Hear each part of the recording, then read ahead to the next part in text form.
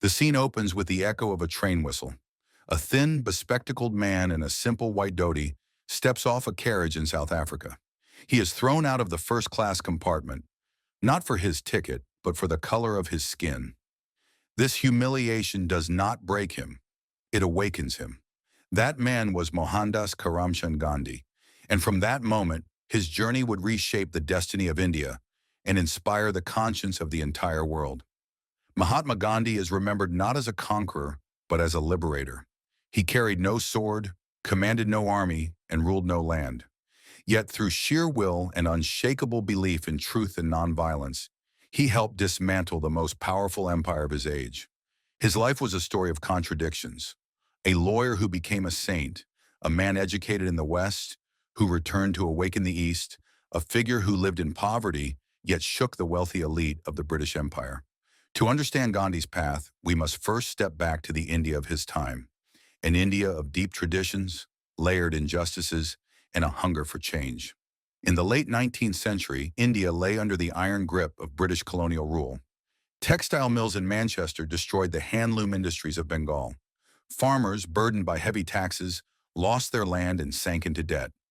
Railways and telegraphs tied India closer to Britain's needs, not to India's prosperity.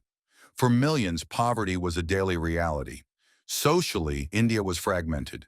The caste system dictated one's destiny from birth. Untouchables, or Dalits, were condemned to the margins of society. Education was rare, literacy even rarer. And while India was bound by spirituality and ancient traditions, it was also weighed down by superstition and social stagnation. It was in this atmosphere of oppression and rigid hierarchy that Mohandas Karamchand Gandhi was born on October 2, 1869, in Porbandar, a small coastal town in Gujarat. Gandhi's family belonged to the merchant caste, the Vaishyas. His father, Karamchand Gandhi, was a respected administrator. His mother, Putlibai, was deeply religious, her days filled with prayers, fasts, and vows of self-discipline. From her, Gandhi absorbed lessons of simplicity, devotion, and tolerance. As a child, he was shy, soft-spoken, and curious. Stories of truth and sacrifice from Hindu epics like the Ramayana shaped his imagination. But he also grew up in a multicultural environment. Jains, Hindus, and Muslims all lived around him. The Jain philosophy of ahimsa, or nonviolence, would later become the cornerstone of his life. Yet Gandhi was no saint in childhood. He once confessed to stealing a piece of gold from his brother's armlet. The guilt burned inside him until he wrote a confession to his father, who forgave him silently, with tears. That moment etched in him the power of truth and repentance. At the age of 19, Gandhi sailed to London to study law. It was a daunting journey for a small-town boy who had never stepped outside India. In London, he dressed in Western suits, studied diligently, and even tried lessons in dancing and French conversation. But beneath the new exterior, he struggled with his identity.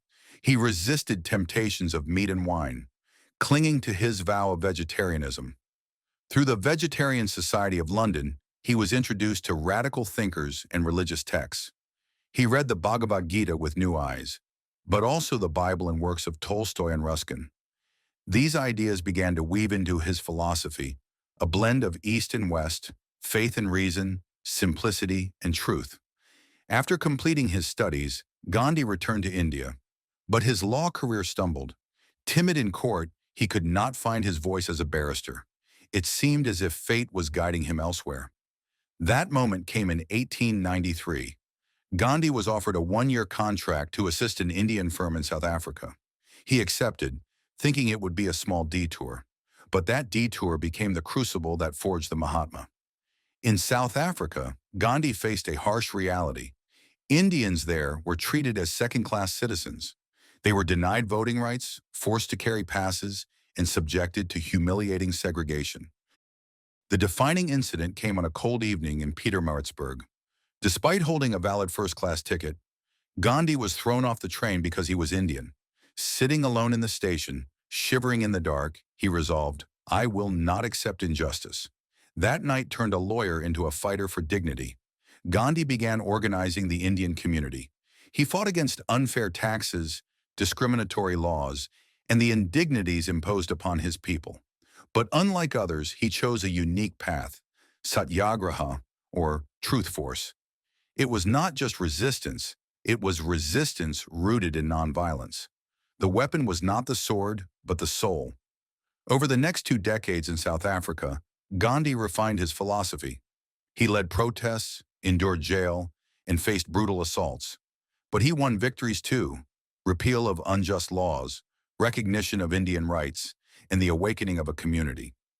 When Gandhi finally returned to India in 1915, he was no longer just Mohandas Gandhi, the lawyer. He was Mahatma, the great soul, carrying with him the seeds of a revolution that would soon shake the British Empire itself. When Gandhi stepped back onto Indian soil in 1915, he was greeted not with fanfare, but curiosity. Few in India truly knew him, but those who had heard whispers of his South African struggle saw hope.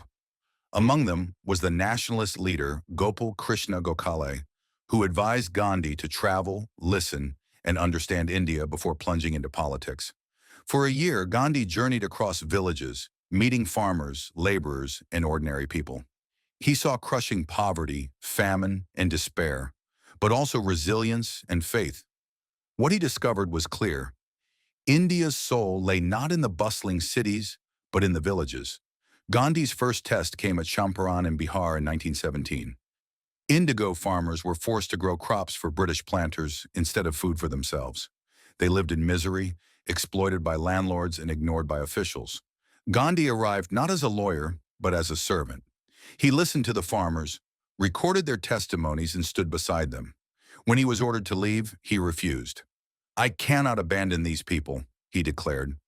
It was the first Satyagraha on Indian soil, and the British, confronted by his peaceful defiance, had to yield. The farmers won relief. The next year in Ahmedabad, Gandhi led textile mill workers in a strike for fair wages. When tensions rose, he resorted to fasting, urging discipline and unity. The workers prevailed without violence. Soon after, in Kedah, Gujarat, farmers struck against tax during famine. Again, Gandhi's leadership brought victory. By 1920, Gandhi was no longer a stranger. He had become the face of a new kind of struggle, one rooted in truth, nonviolence, and moral authority. The year 1919 was a turning point. The British passed the Rowlatt Act, granting powers to imprison Indians without trial. Nationwide protests erupted. On April 13, 1919, thousands gathered peacefully in Jallianwala Bagh, Amritsar. General Dyer ordered his troops to fire. Men, women, and children fell in heaps, their cries echoing in the walled garden. Over 1,000 were killed. The massacre shook Gandhi to his core. He called for nationwide hartals, strikes, boycotts, and non-cooperation. The people responded with an intensity never seen before. Lawyers left courts, students quit schools, peasants refused taxes. For the first time, millions united across caste and religion under one banner: resistance to British rule. But not all was smooth. In Chowri Chowra, 1922, protesters clashed with police and set a station on fire, killing 22 officers. Horrified, Gandhi called off the movement. Critics were furious, yet Gandhi insisted, "Nonviolence is not the garment we put on and off at will. Its seat is in the heart." By the 1930s, Gandhi was seen as the soul of the freedom movement. His most iconic battle came in 1930, the Salt March. The British taxed salt, a necessity of life, making even the poorest pay. Gandhi saw in this a symbol of oppression. On March 12, 1930, he set out from Sabarmati Ashram with 78 followers, walking 240 miles to Dandi. Villagers joined along the way, their numbers swelling into thousands. Day after day, the frail man in white walked under the blazing sun, carrying nothing but his staff. On April 6th, he reached the seashore. He bent down, lifted a lump of salty mud, and declared, "With this, I am shaking the foundations of the British Empire." Across India, people defied the law, making salt, selling it, and going to jail. The empire struck back, over 60,000 arrests, including Gandhi himself. But the world was watching. Newspapers across continents splashed his image. The frail saint had become a global icon. Not all Indians agreed with Gandhi's methods. Some radicals, like Subhas Chandra Bose, believed in armed resistance. Others criticize Gandhi's insistence on nonviolence as impractical. Within the Congress, divisions grew between moderates, radicals, and communal factions. In 1942, Gandhi launched the Quit India movement. Do or die, he told the nation. The response was explosive. Strikes, protests, sabotage. The British struck back with iron fists. Gandhi and most Congress leaders were arrested, jailed for years. Inside prison, Gandhi fasted repeatedly, his frail body becoming a battlefield for freedom. His wife Kasturba died beside him in detention. Yet his spirit did not break. By the time he was released, the empire was crumbling. The war had drained Britain. The tide of independence was unstoppable. But independence would not come without heartbreak. The dream of unity was shattering into partition. And Gandhi, who had led millions, now faced his darkest hour. The war was over. Britain, battered and bankrupt, faced mounting pressure at home and abroad. In India, the demand was no longer reform, it was independence, now and complete. Yet beneath the surface, unity was cracking. The Congress Party and the Muslim League could no longer reconcile. Years of mistrust, fueled by colonial divide and rule policies, hardened into separate visions. In 1947, Britain announced it would leave. But how? The answer came with a single word: partition. India would be divided into two nations, India and Pakistan. Gandhi opposed partition with every fiber of his being.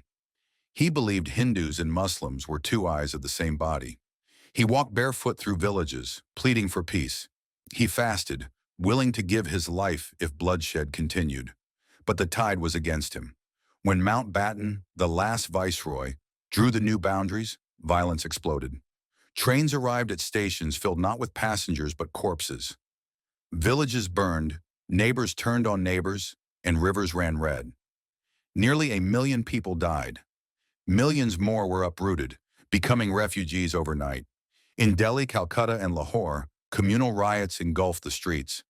Gandhi, 78 years old, frail and weakened, became the lone voice against madness. He refused to celebrate independence on August 15, 1947.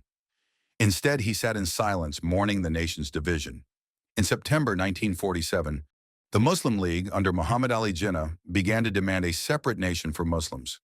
Gandhi's dream of Hindu-Muslim unity seemed to crumble. Meanwhile, untouchability remained a burning issue. Gandhi called them Harijans, children of God, and fought for their inclusion. He fasted to protest discrimination, but resistance from orthodox groups was fierce. Through it all, Gandhi remained steadfast. He was not just fighting the British, he was fighting centuries of prejudice within his own people. As World War II erupted, Britain dragged India into the conflict without consent. After Gandhi's assassination, India plunged into grief. Millions wept openly in the streets. Trains came to a halt. Markets closed. For a moment, even the violence of partition stopped, as Hindus, Muslims, and Sikhs united in mourning. His death forced India's leaders to confront the fragile reality of their new nation. Jawaharlal Nehru, the Prime Minister, sought to shape a democratic republic. B.R. Ambedkar, the architect of the Constitution, embedded principles of equality, justice, and liberty. Though Gandhi was gone, his ideals of nonviolence and inclusivity remained woven into the DNA of the Indian Republic. Gandhi's message did not end at India's borders. His philosophy of ahimsa, nonviolence, and Satyagraha, truth force, traveled far and wide. In the United States, a young preacher named Martin Luther King Jr. studied Gandhi's methods. He declared that Gandhi's spirit was the guiding light of our technique of nonviolent social change. The Montgomery bus boycott, the March on Washington, and countless civil rights protests bore Gandhi's imprint. In South Africa, Nelson Mandela, who once believed only in armed struggle, later embraced Gandhi's legacy of reconciliation. He acknowledged that Gandhi paved the path toward dismantling apartheid. From Myanmar to Poland, from South America to the Middle East, oppressed peoples looked to Gandhi as proof that moral resistance could shatter empires. Yet Gandhi's legacy is not without contradictions. Critics question his attitudes toward race during his early South African years. Others argue his approach to caste, though progressive for his time, did not go far enough. Some say his insistence on nonviolence was impractical in the face of brutality. But perhaps Gandhi's greatest strength was his humanity, his willingness to evolve, to doubt himself, to experiment with truth. He was no flawless saint. He was a man who struggled, stumbled, and yet kept moving forward, and that made him relatable to millions. Today, Gandhi's image is everywhere, on Indian currency, in statues across continents, in classrooms and peace marches. The spinning wheel he cherished remains a symbol of self-reliance. His round spectacles and walking stick have become icons of simplicity. Every year on October 2nd, the world celebrates the International Day of Nonviolence, Gandhi's birthday. In cities across the globe, people march, meditate, and remember the frail man who shook an empire. In the end, Gandhi's greatest contribution was not just India's independence. It was the idea that power can flow not from the barrel of a gun, but from the stillness of conscience. That courage is not the absence of fear, but the mastery of it, that even one man, armed only with truth and love, can transform history. Gandhi once said, "Be the change you wish to see in the world." These words remain as urgent today as they were in his time. In a world fractured by violence, division, and hatred, his voice still whispers, "Choose peace, choose truth, choose humanity." As we reflect on Gandhi's journey, from a timid boy in Porbandar to the Mahatma of history, his story challenges us. What will we do with the legacy he left behind? Will we allow anger and division to rule us? Or will we, like Gandhi, dare to walk the harder path of peace? If Gandhi's story moved you, share this video to keep his light alive. Leave a comment with one lesson from Gandhi you believe the world needs most today. And remember, change begins not in governments or armies, but in the choices of ordinary people. Because the Mahatma is gone, but the struggle for truth and nonviolence is eternal.